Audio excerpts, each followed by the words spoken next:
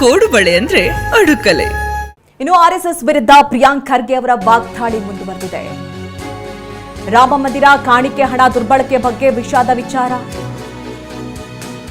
ಜೊತೆಗೆ ಕದ್ದಿದ್ದಾರೆ ಅಂತ ವಿಷಾದ ವ್ಯಕ್ತಪಡಿಸಿದ್ರ ಬಗ್ಗೆ, ಅಂದ್ರೆ ರಾಮ ಮಂದಿರ ಕಾಣಿಕೆ ಅಂದ್ರೆ ಹುಂಡಿ ಕಾಣಿಕೆ ವಿಚಾರದಲ್ಲೂ ಕೂಡ ವಿಷಾದವನ್ನ ವ್ಯಕ್ತಪಡಿಸಿತು ಆರ್ಎಸ್ಎಸ್. ಈ ಬಗ್ಗೆ ಕೂಡ ಪ್ರಿಯಾಂಕ್ ರಿಯಾಕ್ಟ್ ಮಾಡಿದ್ದಾರೆ. ಅಂದ್ರೆ ಬೇರೆಯವರಿಗೆ 3-4 ಮಕ್ಕಳನ್ನ ಹುಟ್ಟಿಸಿ ಅಂತ ಹೇಳ್ತಾರೆ, ಧರ್ಮ ರಕ್ಷಣೆ ಗೋರಕ್ಷಣೆ ಮಾಡಿ ಅಂತ ಹೇಳ್ತಾರೆ, ಇವರೆಲ್ಲ ಬ್ರಹ್ಮಚಾರಿ ಅಂತ ಹೇಳ್ಕೊಂಡು ಓಡಾಡ್ತಾರೆ ಅಂತೇಳಿ ಪ್ರಿಯಾಂಕ್ ಖರ್ಗೆ ಕಿಡಿಕಾರಿದ್ದಾರೆ.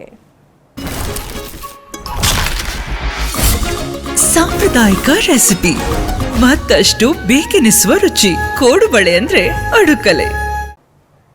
ಅಂದ್ರೆ ಕದ್ದಿದ್ದಾರೆ ಅಂತ ವಿಷಾದ ವ್ಯಕ್ತಪಡಿಸಿದ್ದಾರೆ ಅವರು. ಈಗ ಜನಸಂಖ್ಯೆ ನಿಯಂತ್ರಣ ಮಾಡೋದು ಅವ್ರು ಬ್ರಹ್ಮಚಾರಿಗಳಲ್ವ ಅವರು.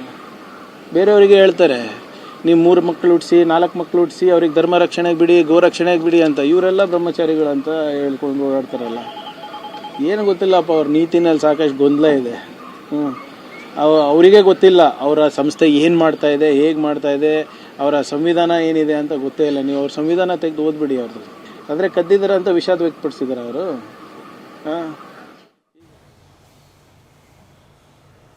ಕೋಡುಬಳೆ ಅಂದ್ರೆ ಅಡುಕಲೆ.